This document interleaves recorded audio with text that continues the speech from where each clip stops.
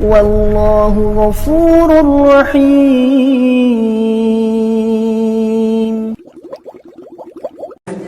Ya, Masya Allah. Pertanyaan yang bagus sekali dari Pak Imam masjid ini. Dilema. Ya, dilema. Beliau jadi imam. Ya.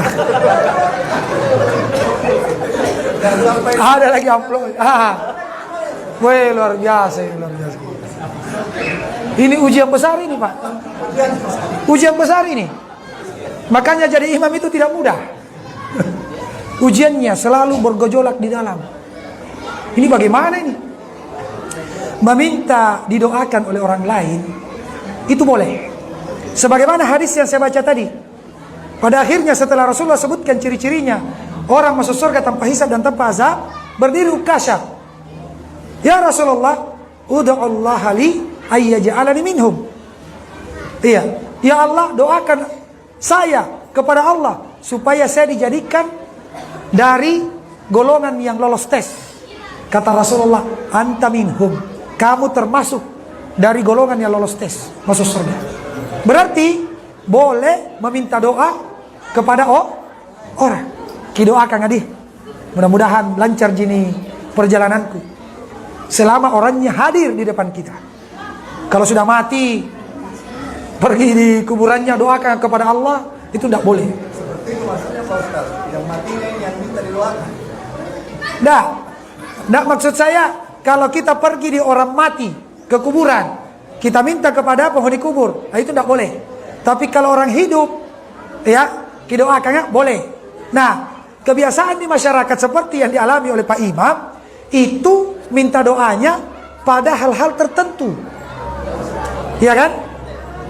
Mau masuk Ramadan. Nah, apalagi? Masuk rumah. Masuk rumah. Beli mobil baru. Iya kan? Dipanggil Pak Imam, padahal Pak Imam belum ada mobilnya misalnya. Iya. Wah, subhanallah. Sebenarnya kalau memang ini mustajabah kan dia lebih duluan. Kadang itu saya heran-heran. Kenapa ini orang anggota dewan ini Pak, ya, mobilnya sudah banyak, tinggi jabatannya, pergi minta doa sama dukun. Dukun ini belum ada motornya. Iya, bahkan mungkin beberapa kali biar untuk menjadi calon kepala desa tidak pernah ditunjuk jadi calon. Ya. Tapi kenapa pejabat pergi di situ? Di mana kira-kira logikanya ini? Makanya kenapa dukun dibilang orang pintar? Karena yang pergi ke dukun itu orang-orang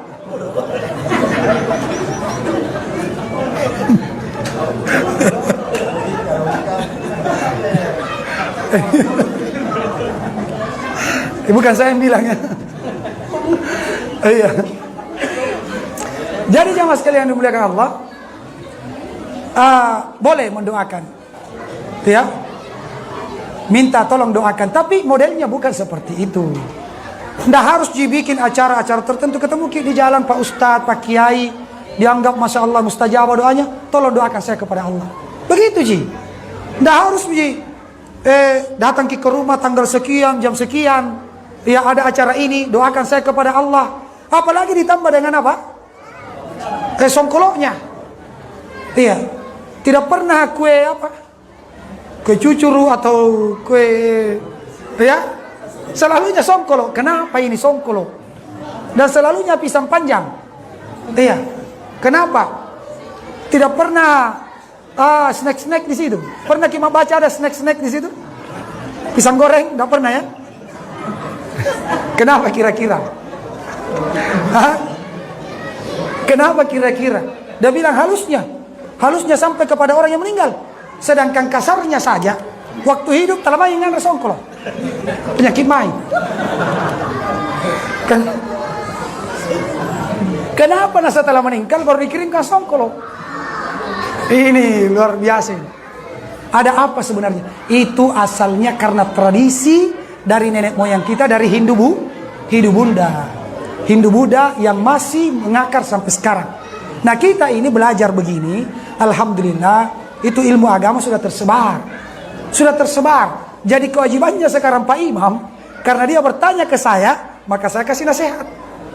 Kalau ada yang seperti itu, kita kasih tahu. Ku tahu ilmunya. Saya doakan Miki saja di rumahku. Karena tidak ada perbedaan di rumahku dengan di rumah tak. Iya kan? Kemudian songkolo itu, kemudian lainnya, jangan ditaruh di depanku. Ya, karena tidak ada syarat disebutkan oleh Rasulullah, mustajabahnya doa ketika menghadap ke songkolo. Tidak ada mustajabahnya doa ketika menghadap ke kiblat. Yang jadi masalah Pak Imam menghadap ke songkolo. Iya kan? Kan tidak kita belakangi kan? Iya.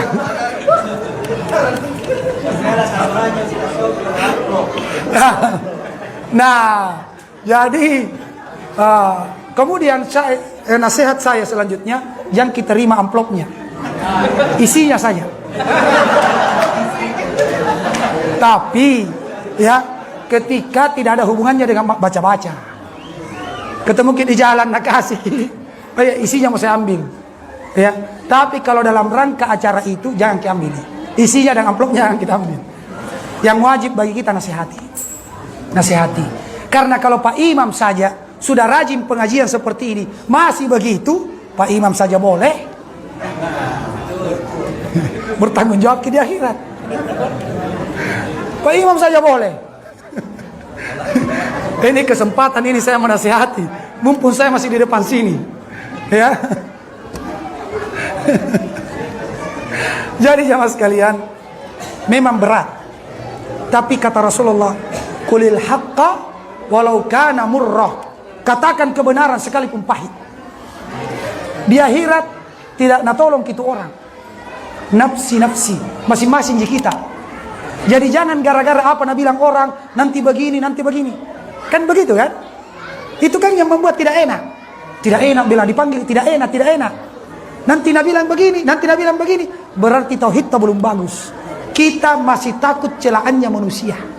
Kita masih mencari pujiannya manusia. Belum mencari ridhonya Allah. Nah, inilah pentingnya tauhid.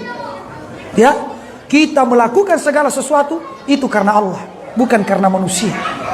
Ya, jadi memang kita harus mengawali dari kita ini. Dan insya Allah kalau begini semua kita prinsip tak, insya Allah taala dakwah tauhid di Bulukumba akan cepat tersebar.